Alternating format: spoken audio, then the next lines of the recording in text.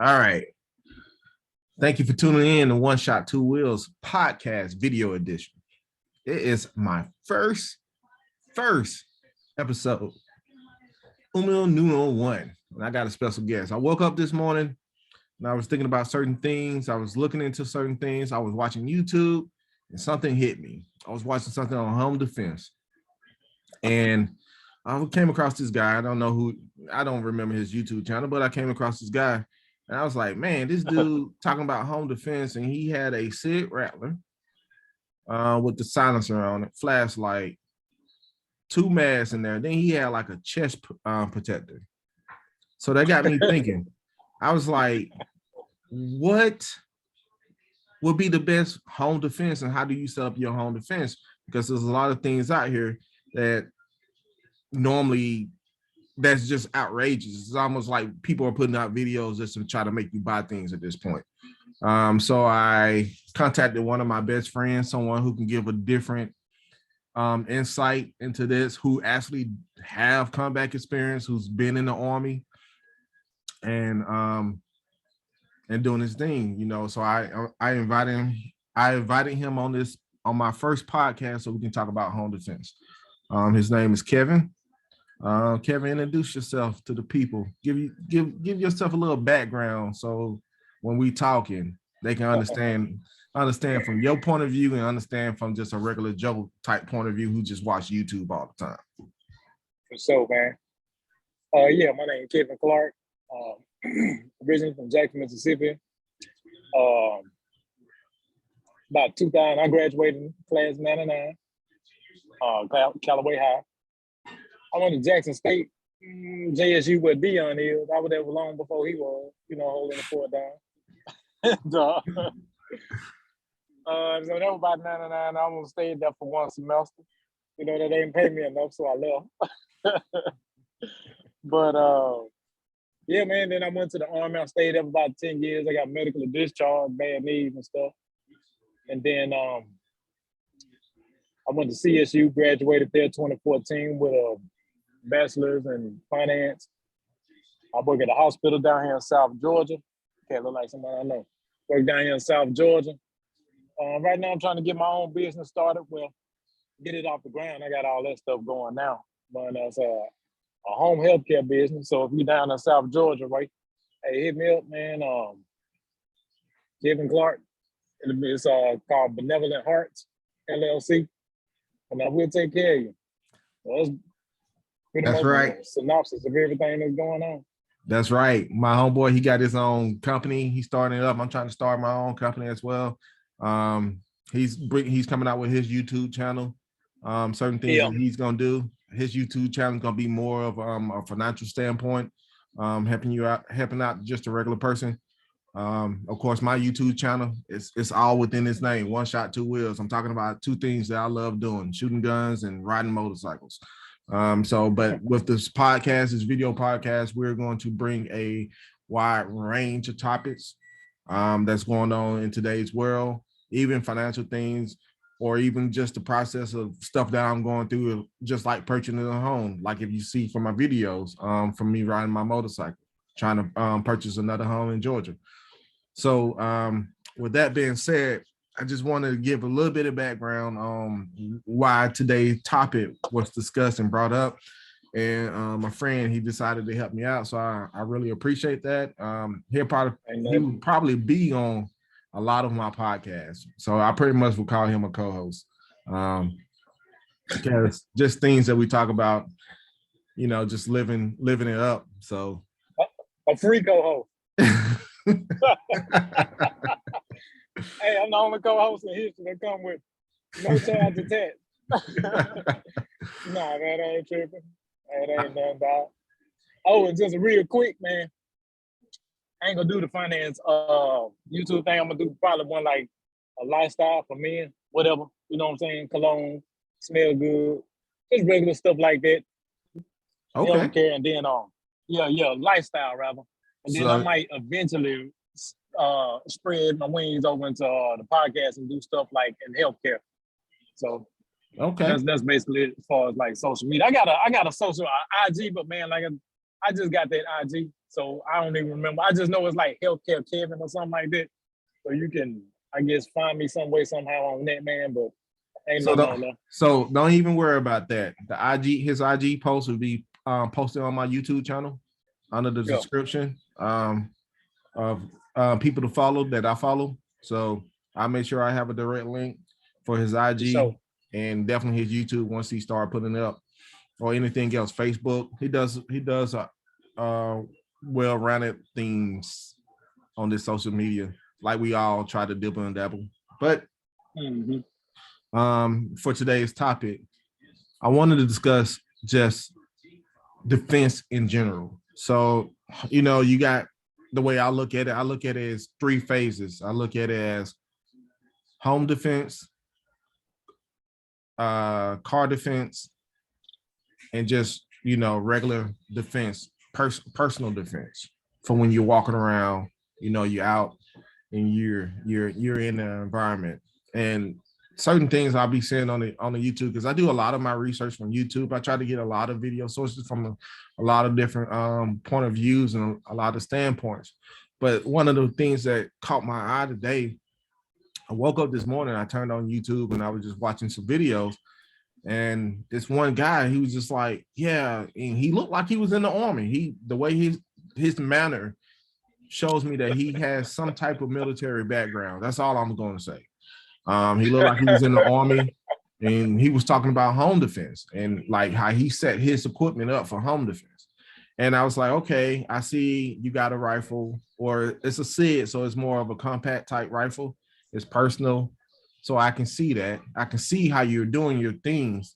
So I understand the rifle that he got, but then he started going to the like his chest protector with his plates and like the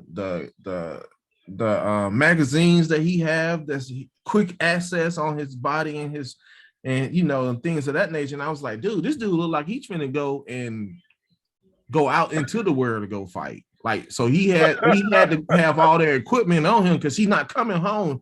What you got on you is what you got on you at that point. Like, the only thing that he didn't have was the big old book bag that you put the backpack that you carry on your back. I mean, he had everything. He even had a helmet with night goggles.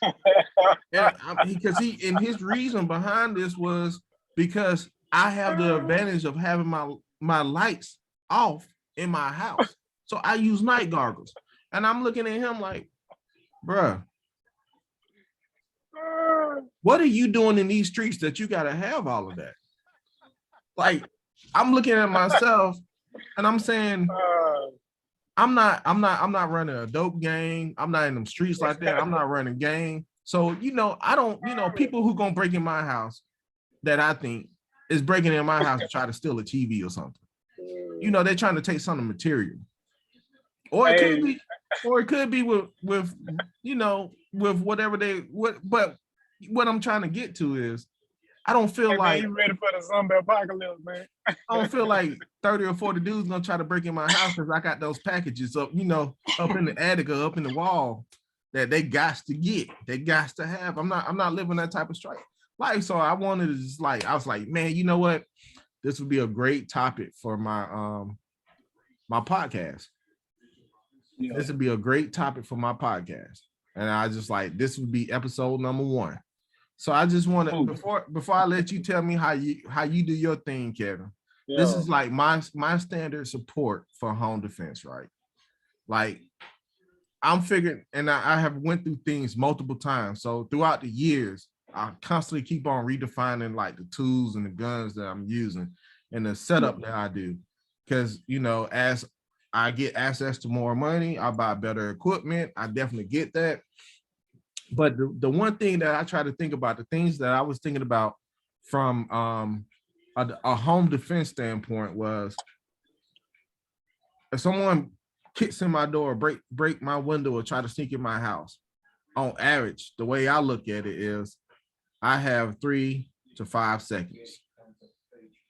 And I do not, I don't think in 5 seconds I got enough time to unlock my gun, put the key in the lock to unlock it, or go to my safe that's up under my bed or in my closet. When I'm sleeping in my bed, wherever I have this stuff, Yeah. to try to get this gun out in 5 seconds, but because by that time they're in the house. And see, with Right. me, so a little bit background about me, I have a couple of kids, more than a couple, but a couple of kids that's in my house. Yeah, we work with that. We work with that. You know, and they're ranging from all different types of ages.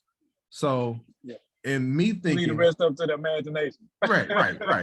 You know, not trying to give out too much of my business, but you know, right. So I'm thinking 3 to 5 seconds. What can I do to prolong that? So of course you always go with your equipment, your standard equipment, whether that's a handgun or a rifle. And the things that I started off with when I first started, I started off with a handgun that really didn't work well. So that was a bit no to begin with that I was already working with, but that's when I was like younger. Now, you know, I have all types of setups, and we'll discuss that in a later podcast. But the one thing I want to think, I was like, okay, so I have a gun that I name all my guns. So one of the guns I have I call it Shouty. Pretty much it's an AR platform. 7-inch barrel that if I want to go bumping throughout the night, that's what I would use. But over the time when I got an AR-15, I realized that's too much power in the house. I don't need that 5.56 going through multiple walls and hitting neighbors and stuff like that. You know, I don't want to be responsible for their lives or their children's lives that's next to me. You know, so I wanted to get something more compact. With a lesser caliber. So I have 2 setups. You know, I have my Glock that I have set up in the 45 that's going to expand upon impact, you know, with the critical self-defense rounds.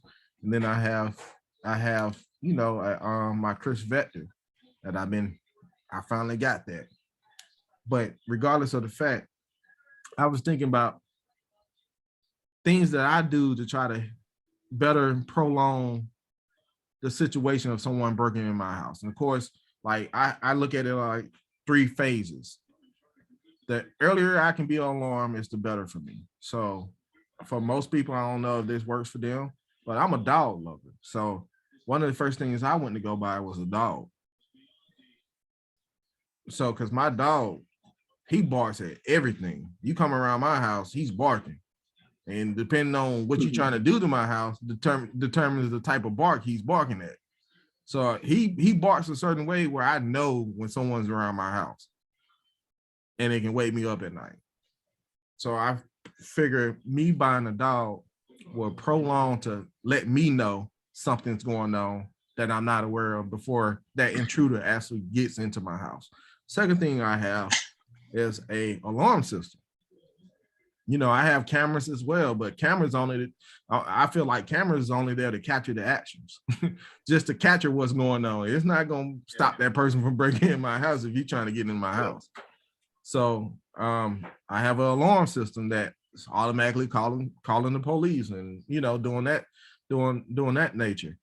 And then I have me, myself, and I as the defense to stop any intruder from going into my house. But when I saw this video, I looked at it and I was like, dude, this dude he looked like he's really finna go to war. Like the only thing that he didn't have was what's those Humvees that was gonna stop him so he can go rolling down the street. Dude looked like he was about to hang out the Humvee and go to war. I'm like, dude, this is home defense. So I don't know. Tell me how you feel about that. I know I'm talking a lot, but I just try to give a little bit better. Are you good? Hey, first episode needs to be, hey, stop the foolishness, man. That's all what it is. Certified frequency foolishness, man. You don't need all that, bro. Unless, like you say, you go into combat or something, you know. And even in combat, you ain't gonna need all that, man. There's stuff like that is only required for certain situations or whatever.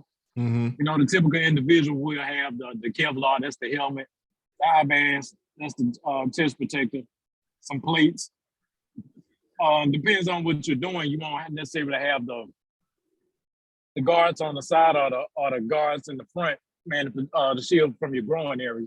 So it just depends on, but that's the typical stuff. And then you have the regular, it's knitting. I forgot what they call it, but it's you can put it on there, and that's where you see all the stuff that they hold. It's kind of like nylon or whatever. But that's the stuff you see them where they have stuff lashed on, like the first aid kits, the magazine pouches, all that kind of stuff. That's like that netting that goes on top of some of the eye bags, some of the some of the pros have some of the eye pros, the actual vest, not the flag vest, but anyway, the flag vest is the actual thing. But some of the stuff, some of the flag vests actually have little slits where you can put stuff on there, grenades or whatever, knives and stuff like the flashlights, things like that. But all that other stuff, man, but like I said, that's mission dictated, man. You don't even need all that in combat, bro. So what are you doing? You probably don't watch G.I. Joe on some more stuff. You know what I'm saying? He looked like he had a military for whatever reason. He looked like he had a military background, but I just want to only get it. So, like for you, for example, right? Yeah. Like your home defense without giving like secret hiding spots and stuff like, but a general. Without going too much detail. Right. I mean, I got you know what I'm saying? I got a couple handguns, you know what I'm saying? Some bigger stuff. But yeah, I got like you said, man, you ain't got about 3 to 5 seconds. So putting it in a lockbox, I mean, if that's your discretion. So I'm not gonna say that because some folks have, children. I don't have children.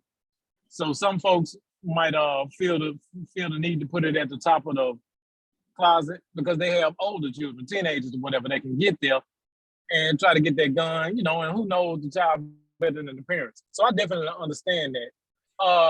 But if you can't help it, I mean, if you can help it, yeah, I definitely put it somewhere accessible where you can get where it's quick. I wouldn't necessarily sleep with it on the pillow, but yeah, get to somewhere where you can get it quick, man.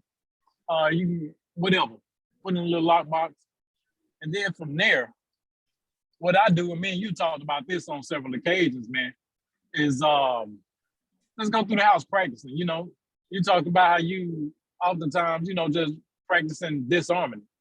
And of course you don't want to load it, but not disarming, but you know what I'm saying, you just practice pulling it out. Like to say upping on somebody.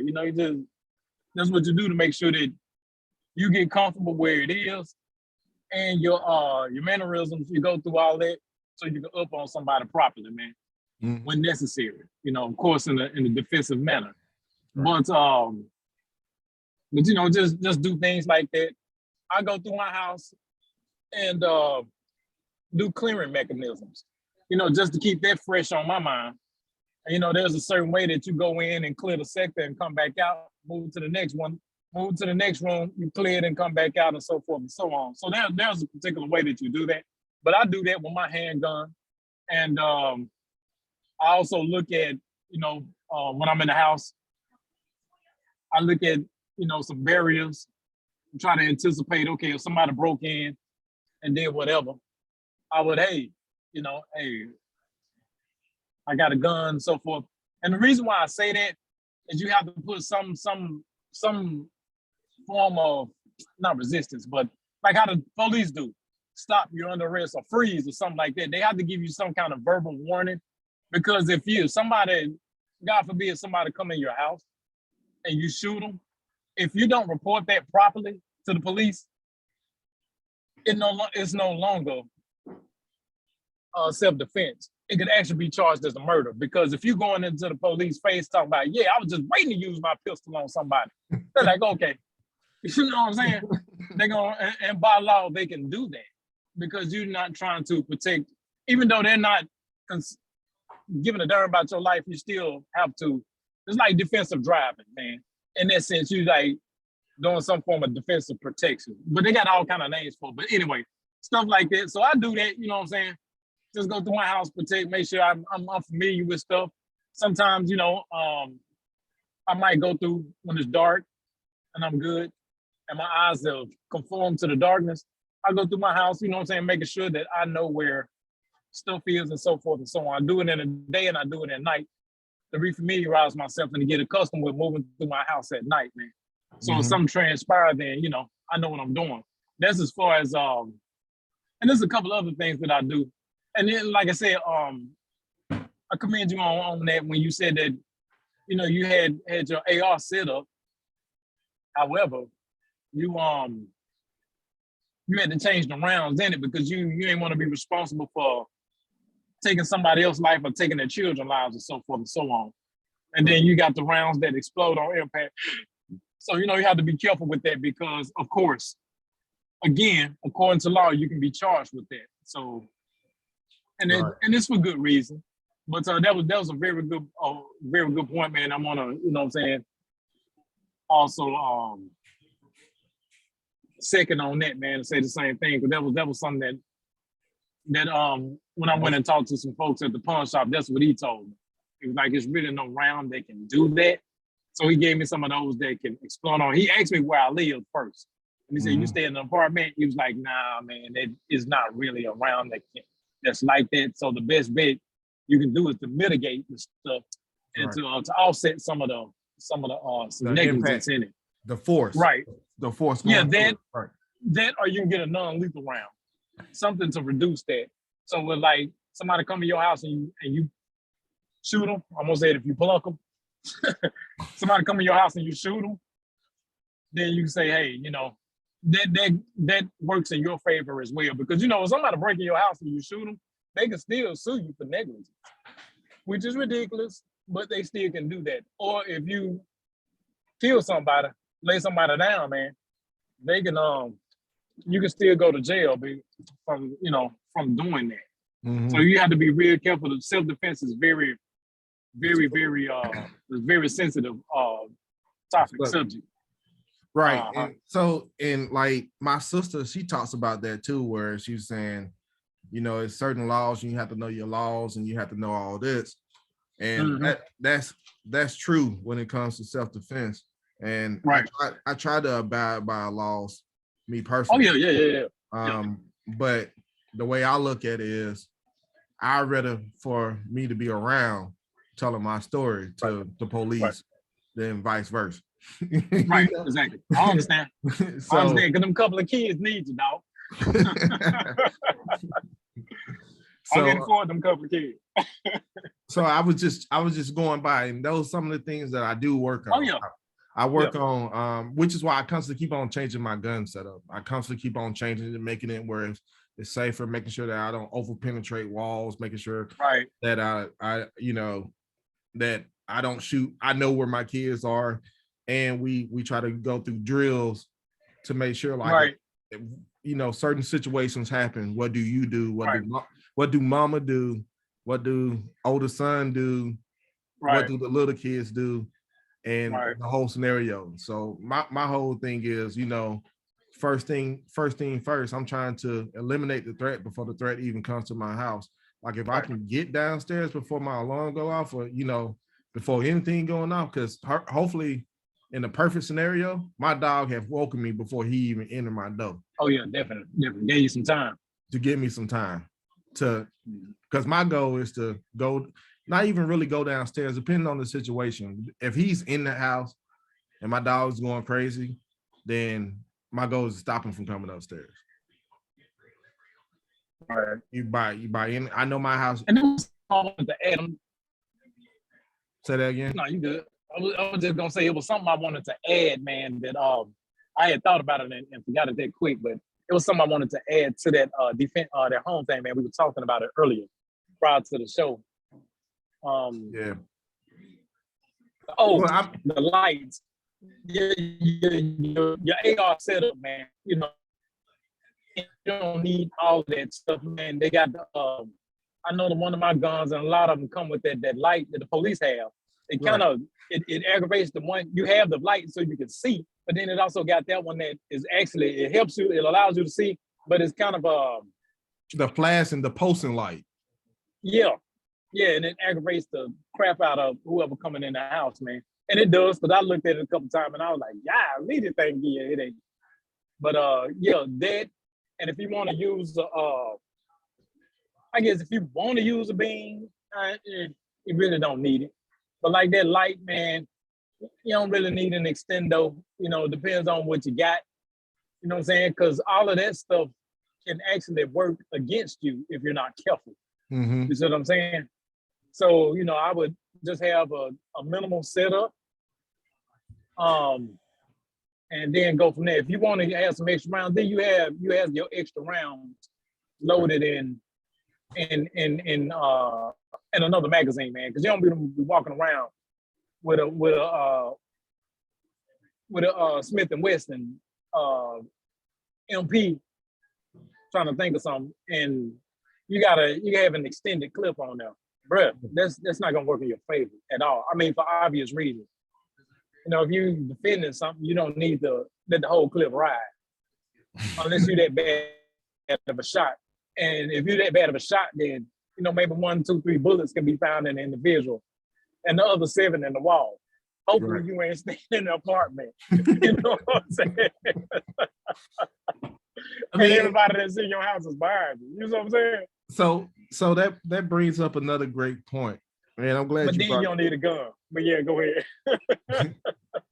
So the number one thing that I try to do, and one of the passions that I love doing, is actually going to the gun range. I personally like an outdoor gun. There you go. But I like to try to practice with my tool. You know, you can only be efficient as the more you practice and the less you practice. You know how it's it's gonna work. You clean it inside and outside. You know what to do. You know how the gun work. You know how to put it together. You know how to take it apart. Right. So, and I like going to the gun range because I like to practice. And normally when I go to the gun range, I do have gun ammo. But I do spend that clip of my self-defense ammo as well. Just to know. Make sure you take that switch off that handgun.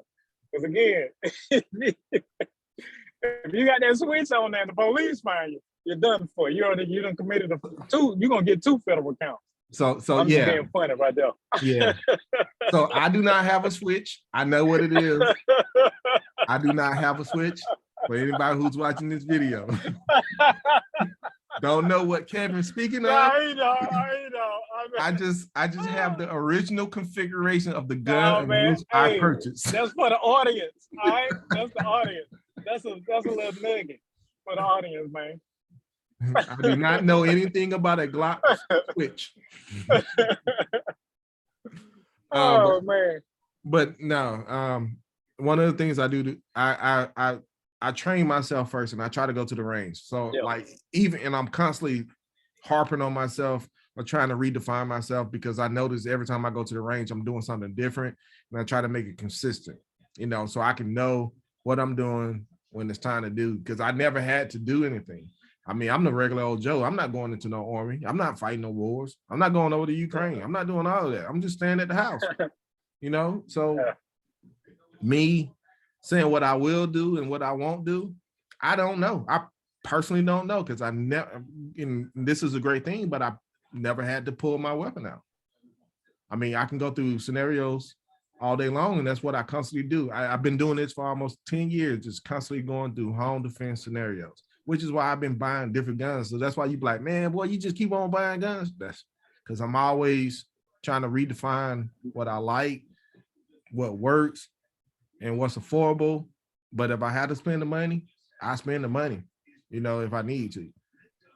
Some things won't, some things is needed, Like I say, I'm not going to go into the different types of packages I have, but I also work on the things that you was talking about too. Is like, when the kids are gone and I'm at the house by myself, how to clear a room. Yeah. Right. How to know how to clear walls. And see, I don't have the type of training that you have. Right. And I never went through the army to try to receive that training. So I just do what's common sense for me or best for me.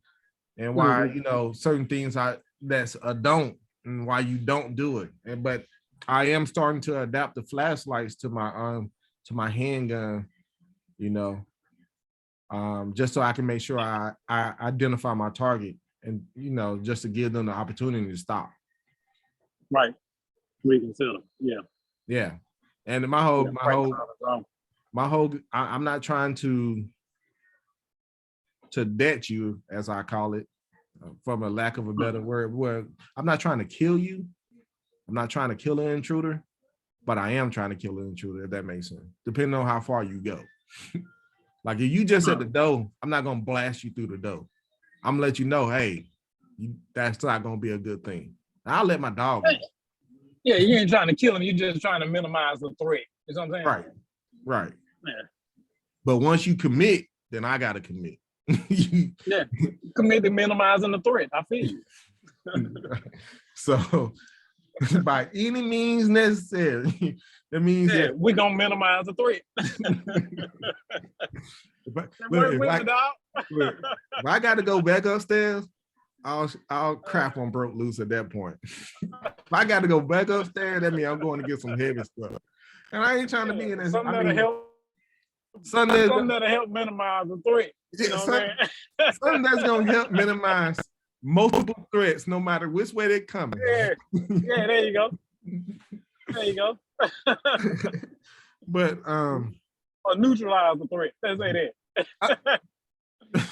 That's a better term. Neutralize the threat. Yeah, neutralize the threat. There you go. But so like me, I constantly keep on redefining my setup, and I constantly keep on practicing, and I try to make sure that all my family knows what to do in a situation like that. You know, from my oldest, who she's off in college right now, and how to even protect herself in her situations, and how to, if something was to happen, neutralize the threat, down to the car situation. So that's why I wanted to get. That's the next thing I wanted to go in. Is like, I know everybody got their own car defense set up, and I see videos and dudes hanging out the windows and they jumping out the cars and they shooting people from by the tire and you know kicking in the door, and they bring out like a whole G.I. Joe. Yeah, they bring out like they Draco, and they just like busting through the your boy looking like a whole G.I. Joe. And they busting through the windshield. So I was like, and I was talking to my dad about that, because he was like, what do I do? When I go certain places, like I have different setups for wherever I'm going, or I try to. Like if I'm going on a road trip, or if I'm going to stay with people, stuff like that. Whenever I'm bringing my family to a different situation, I have different setups. And within my car, I have two right. loadouts. I call it two loadouts.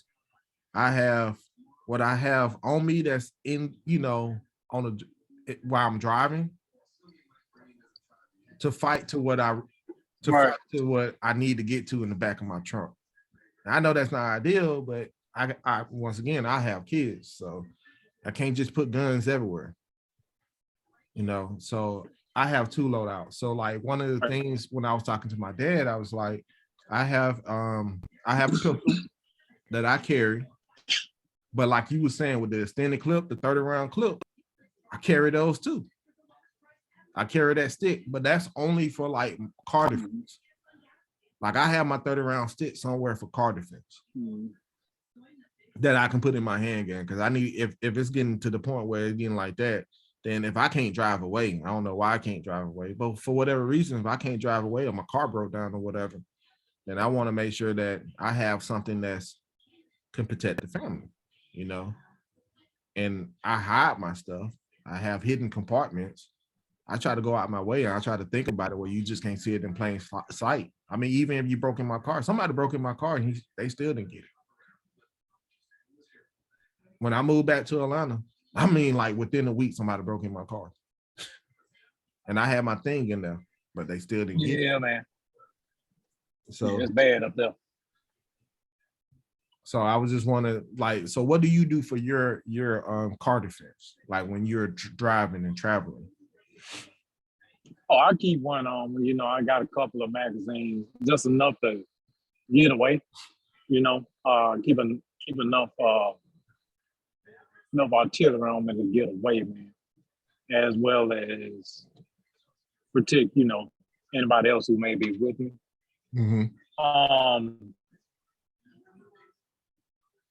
Typically my car, well, I started the thought already.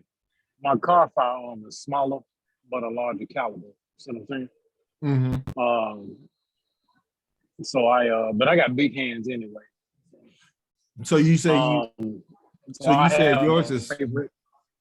You said yours is smaller with a larger caliber. So like, I mean, like for example, would you be like, you know, a Glock, whatever, but shooting a 45 or something like that instead of a 9? Yeah. And so what's the reason behind that? Like you go smaller, but larger caliber. And then too is the round, because the round has a lot to do with it.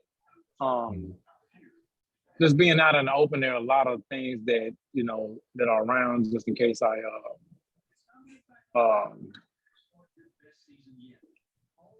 I'm sorry, man. I'm up here trying to drive and get out through this traffic, man. But it's just in case. A lot of times if somebody's out or whatever. Then no, I'm sorry. I'm thinking about the wrong thing. No, I just have a large round just because, man. There's no real specific to it, man. I got in the competition mode, my fault. But the reason why I had did that, it was just by choice. And then I just wanted to see. But then I just stuck with it. So that's basically it. There's no real reasoning behind it. But like I said, you know, I got enough on me to make sure I get away. And excuse me. And that's it. And to protect whoever may be with me. Now, like you said, changing it up, I'll probably end up doing that, you know. Probably end up having two of the same whatevers. But two of the same guns at the end of the day. Because I actually, my favorite one is what I actually like. I mean, I actually, man, you can compete with it. You can, you know what I'm saying, home defense. And so it's like dual purpose. And then when I go to the range, I just like to shoot, you know what I'm saying? Yeah. Going to the range for whatever reason, doing that, man. And so that's basically it as far as that. Man, it was something else I was gonna say in prior to that, but dang, I can't even think about it, man. But yeah, that's basically it, man. I don't have anything like super special. I think I got it right here, tell the truth. Yeah, this is basically what I have right here, man. Something real compact. As you can see, it's like super small. Yeah. Nothing major. But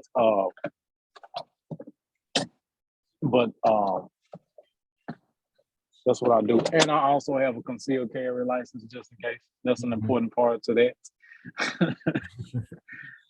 Yeah. Especially being down here in the South. So yeah.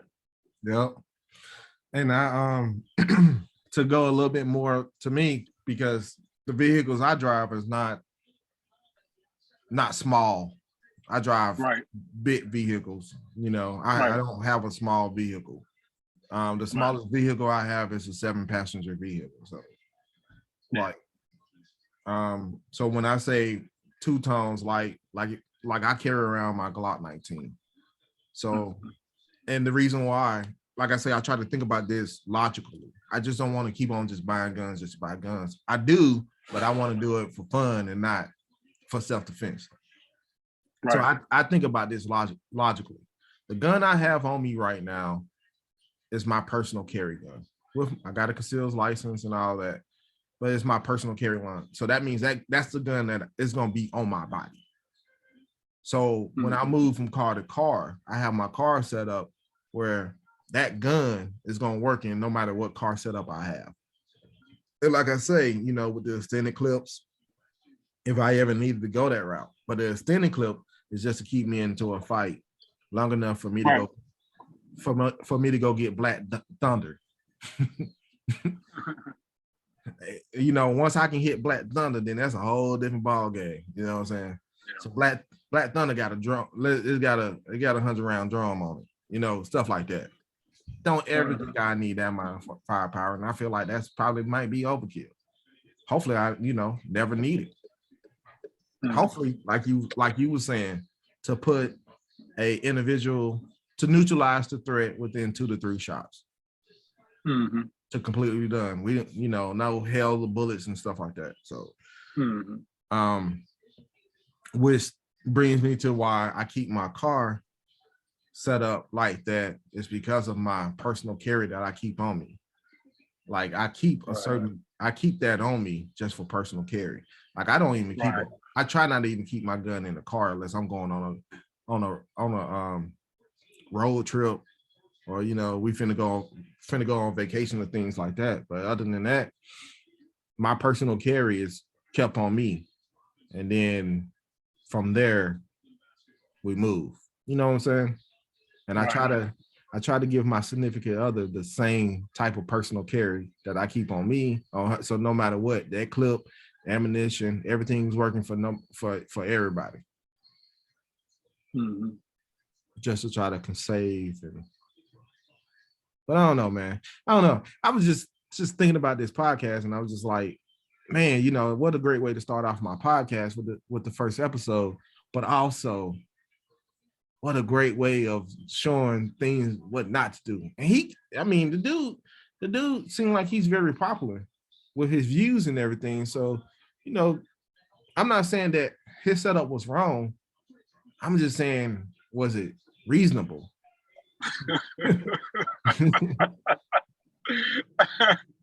They don't need all that for the house, man.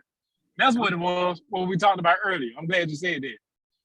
All that stuff, bro, especially if you're in the house and I'm coming to break in, you ain't doing it but showing me where to send them rounds, bro. That's it. I don't care if it's day or night. All I need to do is see a whole silhouette move. Eat it, shoot it. You know what I'm saying? How often are you gonna see a whole silhouette in the dark and that's a shadow? No, cuz if I see something move like that, I know where to put the rounds at. And the closer I aim to the top, hey, we straight. So you don't need all that, man. The only reason why we wear that stuff like that or wore that stuff in the military, man, it was because of our surroundings, right? It's to blend in with the surroundings. You know what I'm saying? You got a whole ghillie suit on.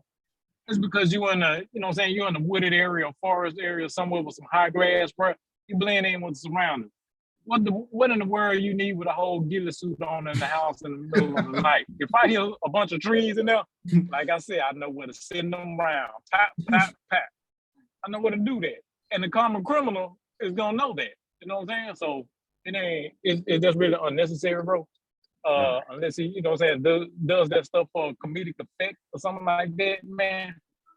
It could be ignorant. Hey man, it's 2022 now. You know what I'm saying? Ignorance runs rampant, bro.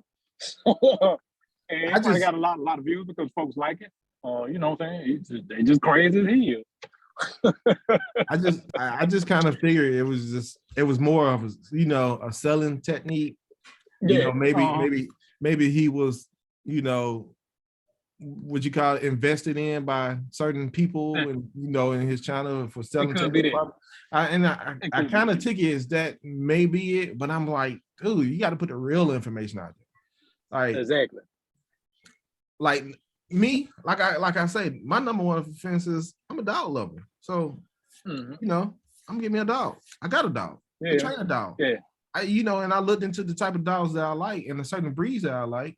And you got to understand what that breed is. You got to understand that how you make that dog will turn out like how you make them. It's not, that dog just went crazy. That dog didn't go crazy just to go crazy. Wasn't nothing wrong with that dog when exactly. Because if something was wrong with the dog when he was born, the mama would have killed it. Yeah. So any dog that get to that stage where you get them when you a puppy, you made that dog the way it is, and that's it. Yeah. So, I mean, I just wanted to end that because I was like, hey, that was way too much. I'm a dog lover. I'd rather have a dog first. If I can let the dog go, I'll let the dog go.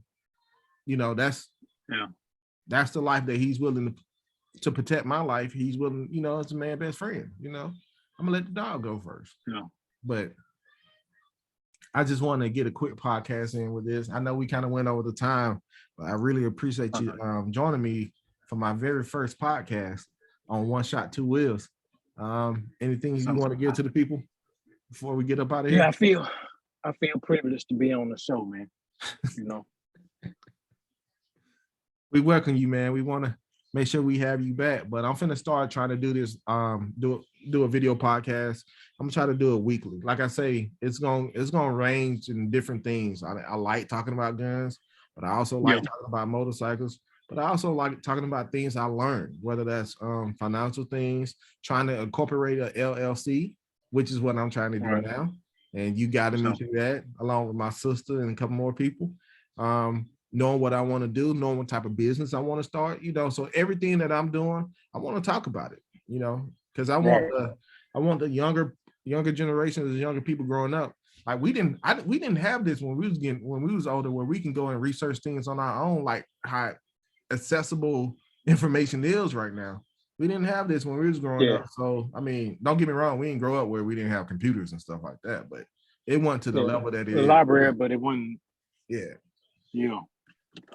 So I just wanted to say, but it wasn't to that extent. Yep. I just want to say appreciate you, and thank you for tuning in. Thank you for joining me, Kevin. And once again, man, you're welcome, man. If you like this video, please hit the subscribe button. Leave a comment, let us know. And hey, we might talk about it on the next podcast. Until then, later. So, all right.